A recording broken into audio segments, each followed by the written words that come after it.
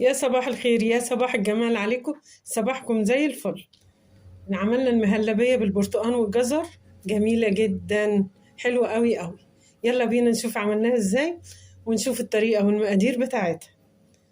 لو عجبكم الفيديو سبسكرايب للقناة، لايك وشير للفيديو، اشكركم جدا. يلا بينا على الطريقة والمقادير. عندي الجزر 5 وحدات من الجزر على حسب الكمية اللي انت عايزاها تعملي. انا هعمل دول، وعندي 3 وحدات برتقال اللي هو برتقال بسرة. هناخد الجزر، اول حاجة نبتدي بالجزر، هنقشره بعد كده نسلقه في الحل.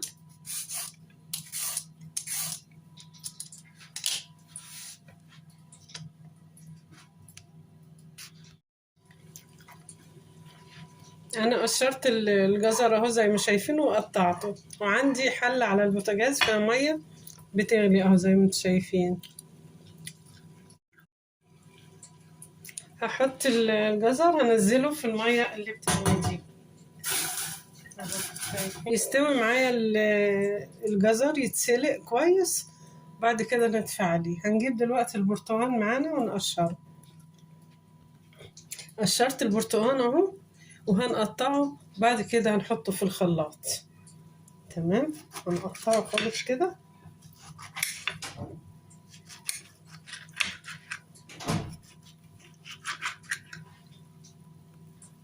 هحطه في الخلاط.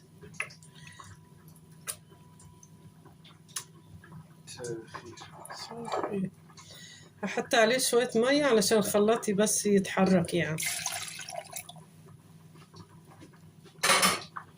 شايفين صفيت البرتقال اهو، بعد ما خلطته في الخلاط ضربته في الخلاط، صفيته بالمصفى دي عشان لو اي حاجة فيه تطلع. ده البرتقال اهو بعد ما ضربته في الخلاط وصفيته زي ما شفتوه معايا. هو لما بيتعمل كده البرتقال بيبقى ليه ريمة كده، هو عادي يعني، مفيش اي مشكلة خالص. والجزر اهو هطفي عليه من على البوتاجاز. الجزر اهو طفيت عليه، هستنى له يبرد بس واضربه في الخلاط برضه، لكن ما نصفيهش بقى. البرتقال صفيته لكن الجزر ما نصفيهش، بس نستنى له يهدى شويه ويبرد شويه.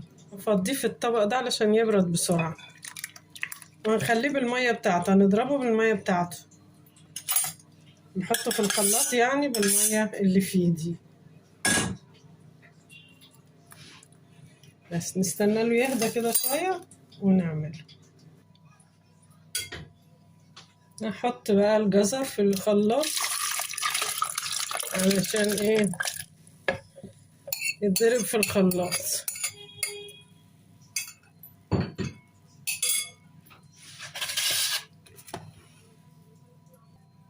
في نفس الحلة او الجسرولة اللي انا عملت فيها الجزر هنحط فيها بعد ما ايه ما احنا خلطناه كده.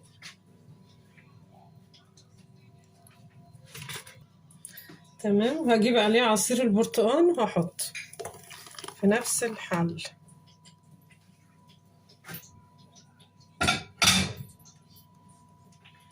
وهخلطه كده واولع البوتاجاز، ونولع عليه البوتاجاز. نعمل حاجة حلوة كده بأسهل حاجة في البيت، تعملي حاجة حلوة في بيتك.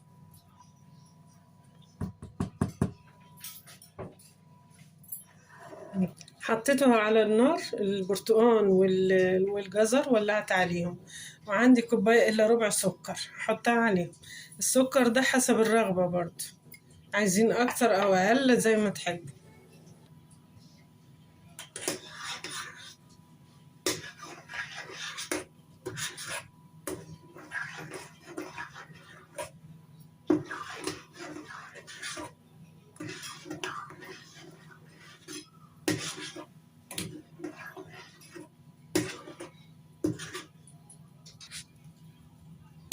بدأت تغلي معايا اهي، شايفين؟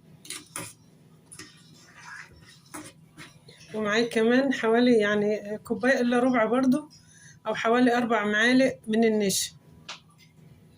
حطيت حوالي نص كوباية مية هنا أو أكتر. أي شوية مية معاكي، مية ساقعة عادية من الحنفية. تمام، ندوب فيها النشا. النشا ندوبه زي ما كلنا عارفين، ندوبه في مية باردة. لو دوبتيه او حطيتيه عليها كده هيكتل خالص فيه. يتدوب الاول في مية ساقعة وبعدين نحطه على الحاجة، اي حاجة معانا.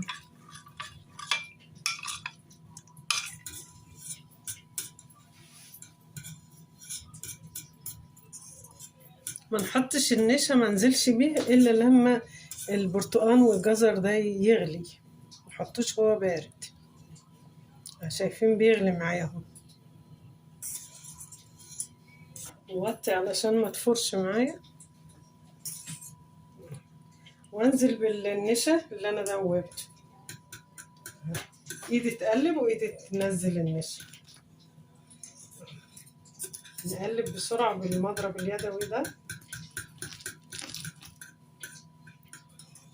علشان بيتقل بسرعة يعني، وتقل في ايدي خالص.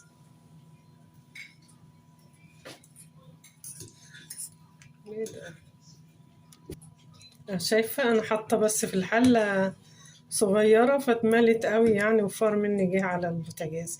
لما تعمليه تحطي في حلة كبيرة، حلة اكبر من المقدار اللي هتعمليه يعني.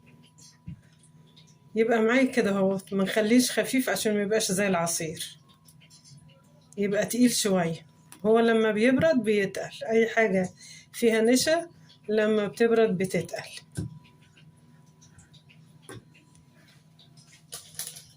هنحط عليه دلوقتي الفانيليا.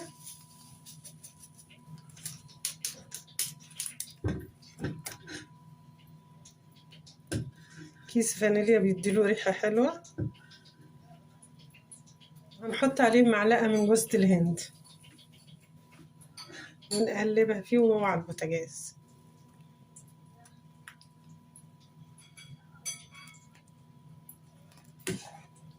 نسيبه يغلي علشان النشا يستوي. بعد ما نحط النشا نسيبه يغلي شوية.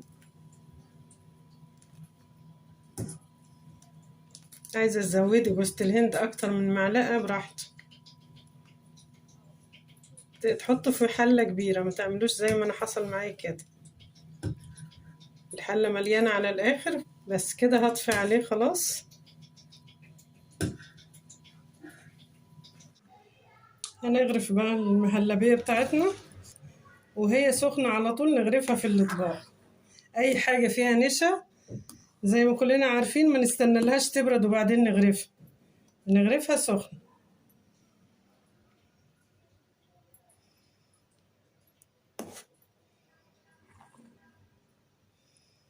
زي ما انت عايزة في الأطباق بتاعتك.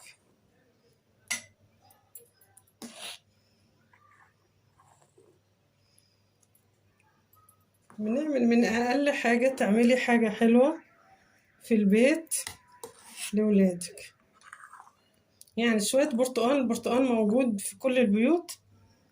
شوية برتقان، 3 وحدات برتقان، وشوية جزر، كم وحدة جزر برضو. عملنا منهم حاجة حلوة كويسة قوي قوي.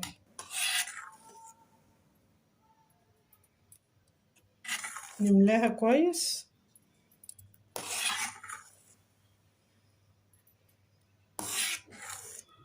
هنزين الوش بقى، زينيه زي ما انت عايزة. عندك مكسرات، عندك سوداني، عندك اي حاجة. انا عندي جوز هند، هزينه بشوية جوز هند على الوش.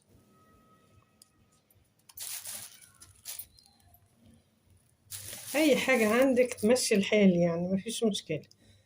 عندك مكسرات حلو خالص، ما عندكيش عندك جوز الهند ده، عندك اي شيء يسد، اي حاجة تسد.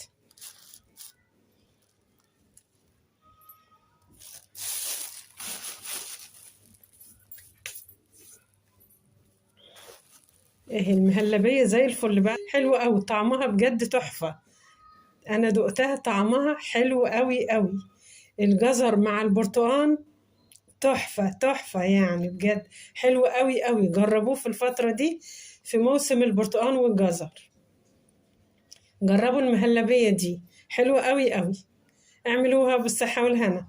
لو عجبكم الفيديو اعملوا سبسكرايب للقناة، لايك وشير للفيديو. أشكركم جدا.